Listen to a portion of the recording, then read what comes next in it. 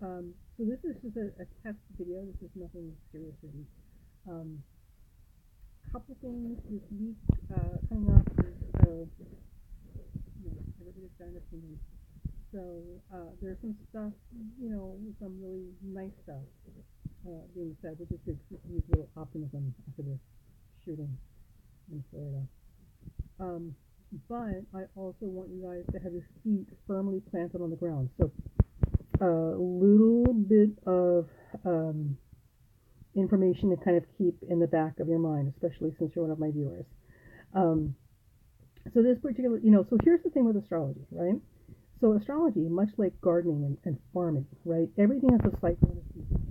And one of the things that we know is that certain things thrive under certain conditions, and other things don't fare so well, which is why timing um, and external environmental things are very important when we're planting things if we want them to grow, right? You're not going to grow, what is it? You're not going to grow roses in the sand. You're not going to grow watermelon in, manure fields. Anyway, so with that said, when we do astrology, a lot of times what we're also doing is we're looking at what is most likely or easiest to thrive under the current conditions. So, just like the symbol yin yang, for light there's darkness, and for good there's evil, and, for animosity there's love. There's always a balance of things, depending on, who's in the receiving end determines the value of this experience. So, everything runs in cycles, and some things are more conducive than others at certain periods of time. This particular week, we've got a lot of planets in Pisces. Now, typically this would mean that, because Pisces is a very easygoing sign, that this would be very laid back, kind of like la la la, slow moving, sensitive time. People are really kind of thinking about spring and summer and moving forward, and waiting for the season to change, as it were. Very daydreaming sort of stuff. However, the the the hornet under the saddle right now, because the universe is full of comedy, is that Mars, for those of you who follow astrology, you know this because this is what the topic of discussion has been for this horoscope this week. Mars is squaring all those Pisces planets. So here's what this means for you guys, and this is what I want you to know. So this is between us. Okay, so yes, this particular week is very good for visualizing and daydreaming and and all those wonderful Piscean things. People who are creative or involved in creative things are just going to be off the charts, motivated and enthusiastic and passionate and fertile with ideas and stuff. So keep notepads by the bedside and one in your pocket or in your purse, and jot down those ideas as they come, because this is a very, very um, yeah, Mars, baby. This is a very, very good time to get inspiration. So if you are of the more ingenious or creative bent, you're going to get a lot of hits, just random sporadic hits. So keep a notepad nearby so you have stuff to jot things down, because inspiration comes and goes like a breeze very quickly without warning, and it leaves just as fast. Now, Mars is in Sagittarius. One of the things that's nice about Mars in Sagittarius is it tends to make people playful, very playful. And also they can be Mars in Sagittarius is a lot like hanging out at the local bar, where everybody knows your name. So it's very friendly, and it likes to play, and it tends to exaggerate a little bit. It's a little irresponsible. It just doesn't want to get bogged down with heavy stuff, right? Which is good, because we could really use a break right now. However, here's the problem. The fly in the ointment. Mars squaring all those Pisces planets in this particular week also means that the things that will thrive and benefit will include, unfortunately, a lot of underhanded double dealing and some sabotage. Sabotage! Oh my God, it's sabotage! And people kind of dumping things in other people's laps, specifically because they're trying to see stuff fail. and they want to have it, their own personal hands, free of the blood from the crime, as it were. So, right, I know.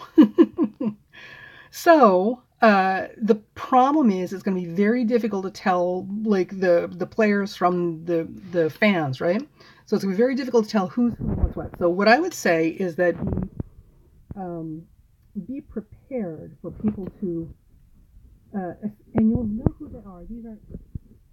These are not going to be surprising people. So the very people you think of immediately when you think of, who would pass the buck and dump a project in somebody else's lap just for the specific purpose of leaving them with a mess? Like, literally, it won't take you too much to figure out who it is.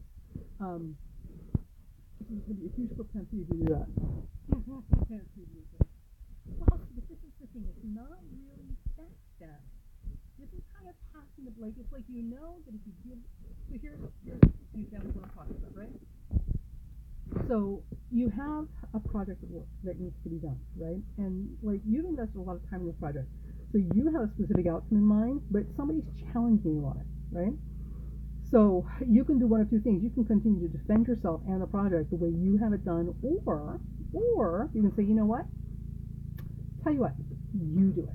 And you literally just dump everything in their lap and give them no assistance, knowing that there's no possible way, that there's no possible way for them to make this successful, right? So the idea, of course, is that you're removing all of your personal responsibility from the failure that you're setting up for other people. Okay. Can you guys hear me? This is all a test video, so I don't even know. I'm learning technology. Better. Oh, good. Okay. Right. Well, it may be calling their bluff, or it could be setting them up. So, be mindful of that. So if people are, I guess what I would say is, try to avoid challenging people. Good. I would avoid challenging people as much as I can, because people are just as likely to literally dump stuff in your lap just so whatever it is that you're challenging them on fails in your hands. It makes you look bad. The other thing, remember, Sagittarius is the sign of the unvarnished truth. The Sagittarius is the sign of, hoof in mouth disease, the blurter of the obvious. And Pisces is not necessarily known for its discrimination. And Neptune in particular, in mundane activity like this, is definitely not known for its sense of timing and appropriate boundaries. So there may be some, and this is where it's going to get entertaining, there may be some blurting of truth that other people thought was well hidden. So if you pay attention, you should be able to get some very useful information that other people were trying to keep hidden from you. So it should be an interesting. I would not keep my head in the clouds. This is not the week to walk around with your head in the clouds, being all kinds of, lovey-dovey, loosey-goosey, rainbows and unicorns. I mean, do that at home in your spare time when you're safe. But, once you leave the house, put your thinking cap on, because it's going to get slippery. It's going to get slippery out there. Slippery sands, as it were. So this has been an interesting test run. I am live streaming off my mobile phone. So this is interesting. Thank you guys so much for the feedback. Do you guys have any questions before I sign off? I literally just kind of wanted to put that out there to test the video. Questions? Nothing? We're all good?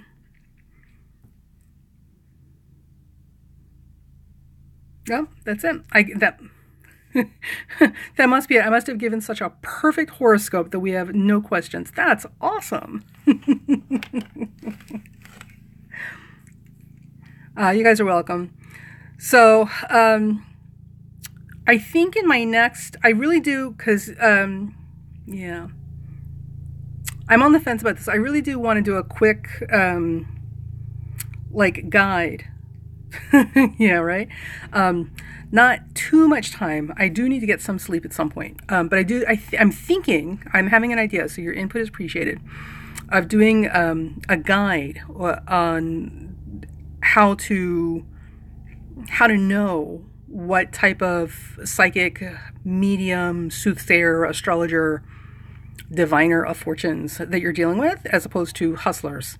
So I'm thinking about putting that out there, only because of, mass tragedies people in tremendous grief tend to run to psychics, especially, mediums, to try and get some type of resolution or relief from their suffering immediately after, an unexpected death, which is completely understandable. Unfortunately, when people are very overwrought with their grief because it's very fresh and very raw, this can make them very easy prey to more unscrupulous people. And unfortunately, some of the things people don't realize is that immediately after an unexpected death, as horrible as this is a necessary time for you to go through the grieving process. So you're not necessarily going to get any better or more communication through a third party than you would if you just asked for, the deceased to try and contact you and give you a sign that they're okay.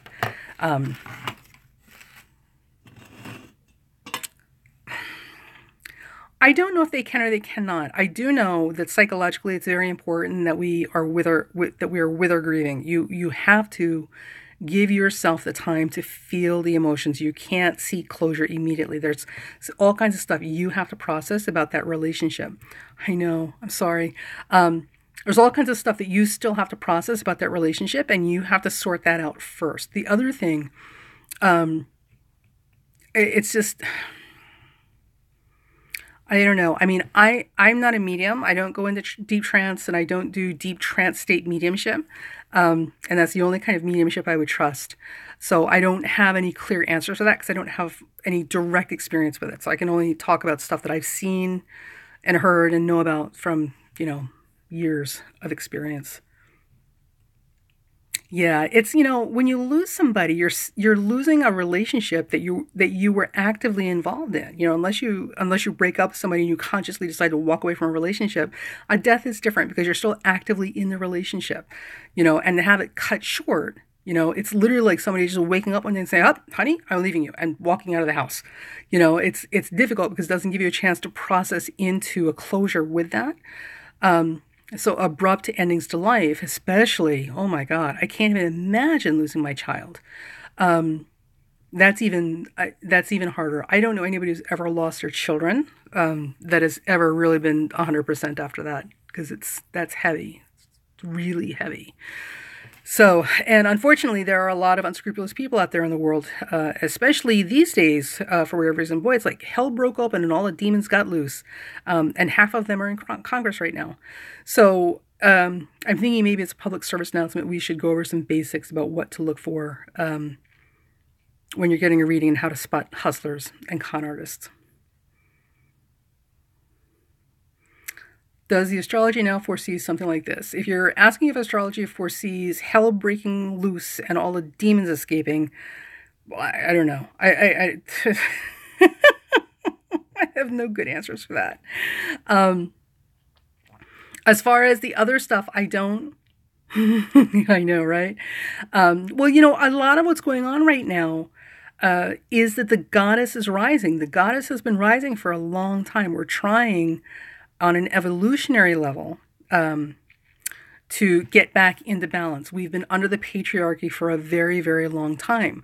And this isn't, so before anybody gets their panties in a bunch, this is not about hating men. This is not about, militant feminism. Let's go live on a commune and grow our armpit hair out.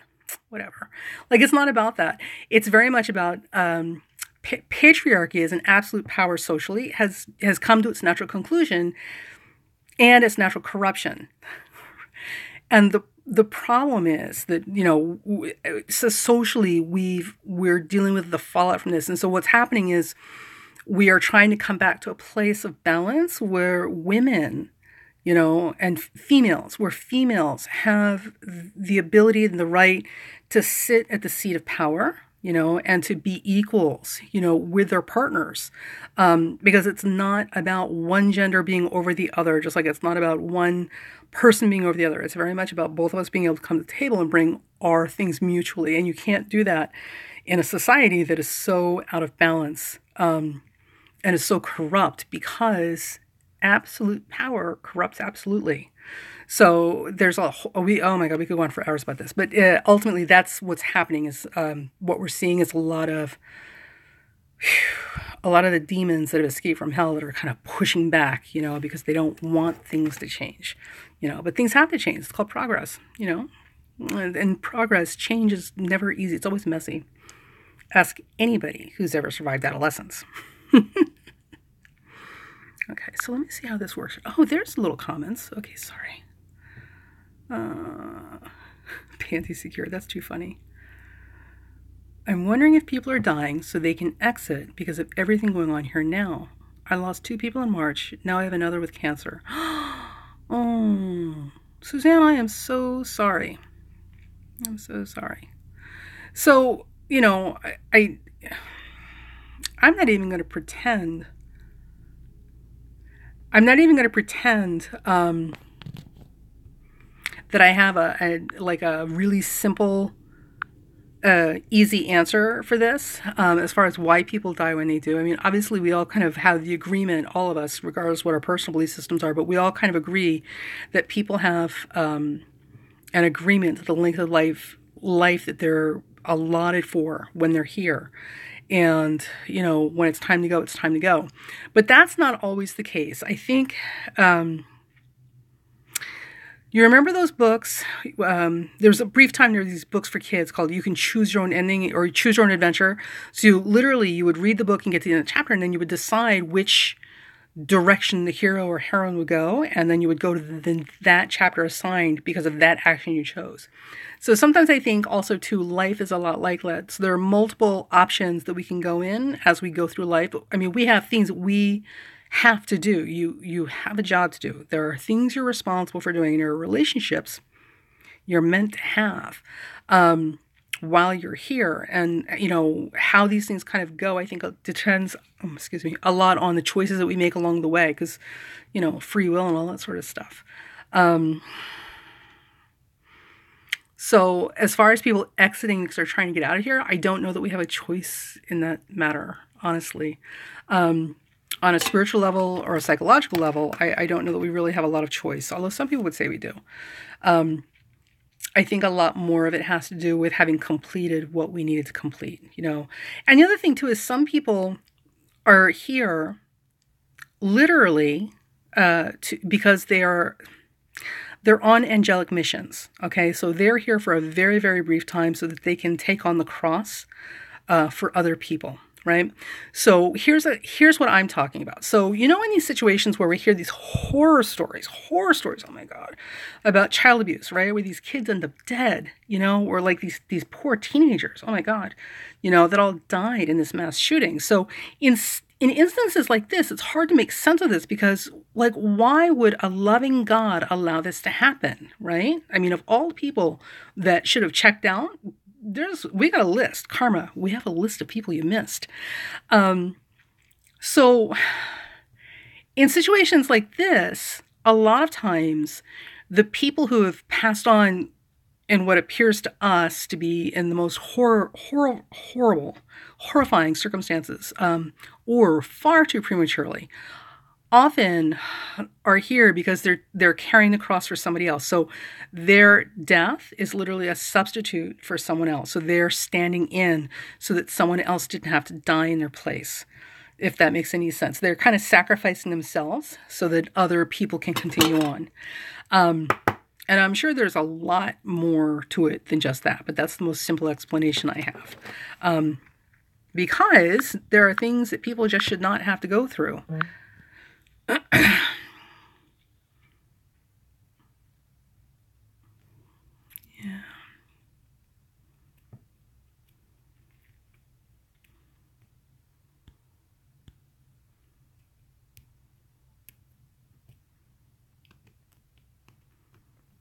Okay, so I'm reading. I'm sorry for the sounds I'm reading. So a couple of things back and forth. So with the cancer, so the thing with cancers and with all diseases, and there's a number of reasons why we have these experiences. So the only thing I will say is that in situations where we know we're going to die, which is a lot different than you're just dead. Oh, wait, what? It's over? The movie's over? I just got started. The difference, because we're all gonna die. We are all gonna die. The difference is that when you know you're gonna die, you're being given the opportunity to really get in and do your stuff. Like because it's all about relationships. Everything is about relationships. This business it's all about, being somebody and doing something and accomplishing things and, getting an education, having a great glamorous job. And that's not it. That's not it. Everything in life is about relationships, because it doesn't matter how much money you have. It doesn't matter how amazing your job is. And it doesn't matter how much of a celebrity you are. At the end of the day, the most humble person with the most modest life, that is people who love them, has done it right, which is a lot different than somebody with a ton of money that everybody hates. Who could that be? We only know millions of people like that, right? So when you know you're going to go, which is different from not knowing and just going one day, you have the opportunity to really get in and do the work with a relationship. So it's actually, in a lot of ways, it's a gift, because we're saying, like, this is your time allotment is about up, and we're going to let you know ahead of time. You got to get into it now, because 6 months from now, you're not going to have this opportunity, And some people, especially with cancer, some people have actually beaten cancer and reversed it and totally changed the course of how this thing goes. So not everything's so final. When you know when you're going to die, when you know that there's a possibility that you will die within a time frame, it doesn't mean that you will. It means you're given a choice. There's an option here. But the most important thing to understand is that this is about the work you're supposed to do in your relationships. That's why you were given the opportunity to know in advance that this is probably going to happen within this time frame. So you're being given a chance to do all your stuff. But that's just my opinion. Obviously, I'm not God, so let's see what we got here.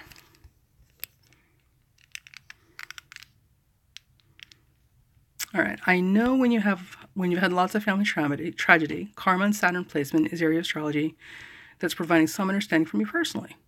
Okay, well, that's fair enough. Karma and the natal Saturn placement. Oh my God, there's that word again. Karma. I'm so sorry. My karma, Radumber, your dogma. So I'm not a huge fan of karma because, let's see what we got here. Sorry, I am playing with buttons right now. I'm not a huge fan of the word karma because it is the singularly most overused word in the dictionary next to love. Oh my God, I love it. Oh my God, I love it. Oh my God, I love it. Don't you just love that? Oy. So, Saturn and karma and the astrology chart. So Saturn in your astrology chart covers a lot of territory. In terms of karma, so here's the thing I want you guys to think about, right? Just try this on for size, right? So when we think of karma, oftentimes you'll hear people use the word karma in a very negative way, right? Like karma is some horrible punishment you're getting. Oh, horrible karma. I hope your karma catches up with you.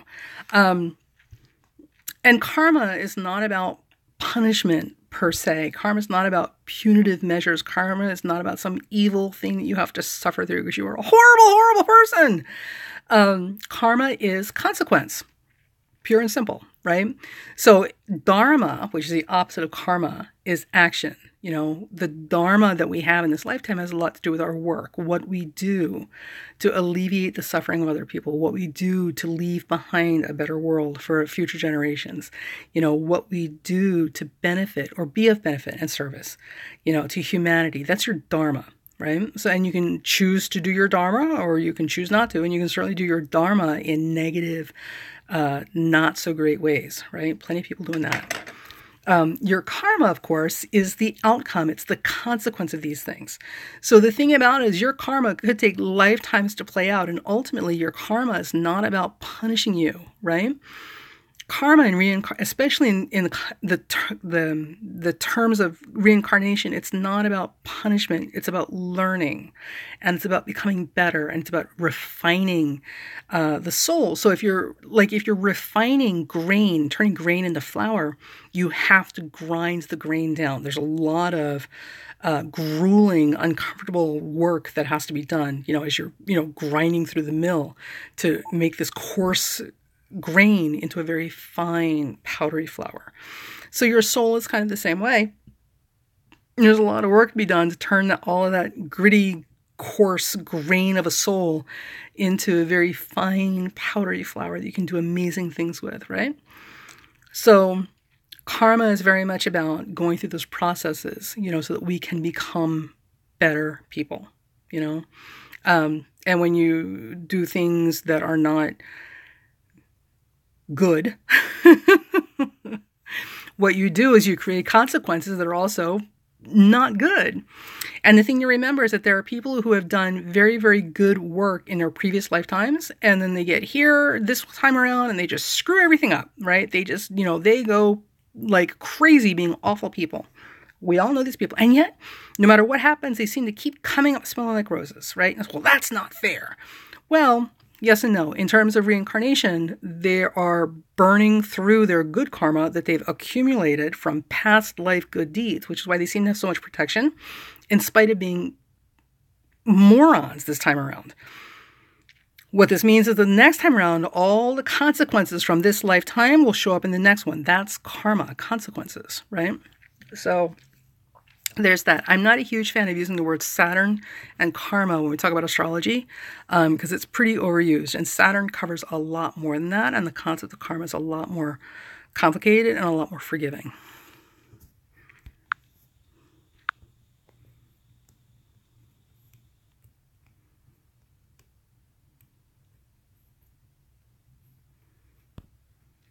Yeah, so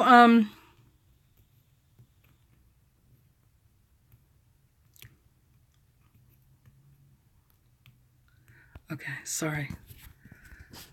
I'm still learning how to use this. This is my first time on this cell phone, so give me a second. And it's my first time live streaming, so you guys get to be with me. It's my first time passengers on this flight for everything. Not so much about karma as it is to the lessons with Saturn placement. Okay. Karma's not about karma's not about the terrible things, and Dharma is the other side of that. Right, well, I think ultimately at the end of the day, the most important thing is that we act with integrity, right? The hardest thing in life to do is to act with integrity, okay? And integrity means being true to yourself, being honest with yourself about who you are and why you're doing what you're doing. The hardest person to be honest with is yourself.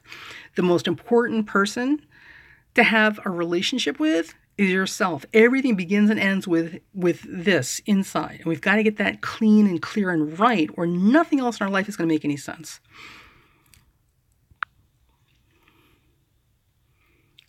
Let's see. So Saturn is the conduit for the lessons. Well, I'm not going to shoot the messenger. These are great questions. We should do this more often. I like this. This is a lot nicer than me sitting here talking to myself. Because, as much as any good performer loves the sound of their own voice, I actually enjoy talking to you guys a lot more. So Saturn is not necessarily the conduit for lessons. I don't know, the camera's shaking everywhere, right? Saturn is not necessarily the conduit for lessons. Saturn is a type of lesson that we're learning. Everything in your chart is going to point to evolutionary or developmental issues that you have to address in this lifetime. Okay, so Saturn will show you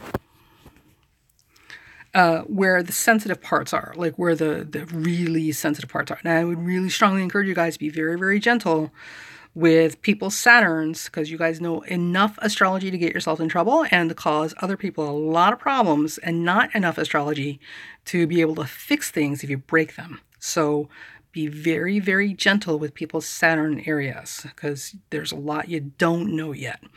There's a lot of irresponsible teachers out there, and a lot of half-baked amateurs passing themselves off as professional astrologers. Anyway, So there's every single part of your chart is going to teach you something, and be a conduit for your karma, as it were. So don't limit it to just Saturn. Saturn just shows where we're particularly sensitive and we're carrying some heavier baggage than other stuff. I don't know why I'm so fuzzy now. All right. So, you guys are so fun. I have a stellium with Saturn, Pluto, Mercury, Sun, Saturn. Yeah, I'm a little confused. Well, stelliums are a whole other conversation. I mean, you can get into that too. But we're not going to, I could be on here for 4 hours talking to you guys, and we could go all back and forth. You know, how deep can we take the tunnel with the astrology? So I'm resisting the urge to get into the conversation about stelliums, because stelliums in and of themselves are their own adventure. Oh my gosh. So, yeah, more like a gopher hole around here. So yeah, this week will be an absolutely fruitful time for people to get involved in like creative, artistic stuff. You know, literally, I'm not kidding. Like, keep a notepad around me, take notes. You know, there's a lot of stuff that's just going to come out of the blue. But do be careful. The biggest things I would worry about are accidents, not just in your car, also physically, like literally kind of bumping into things, wandering around sort of stuff, or other people bumping into you because you're not paying attention. Yeah, well, dreaming so much too, but also I think everybody's perception, their depth perception is going to be a little off, both, you know, intellectually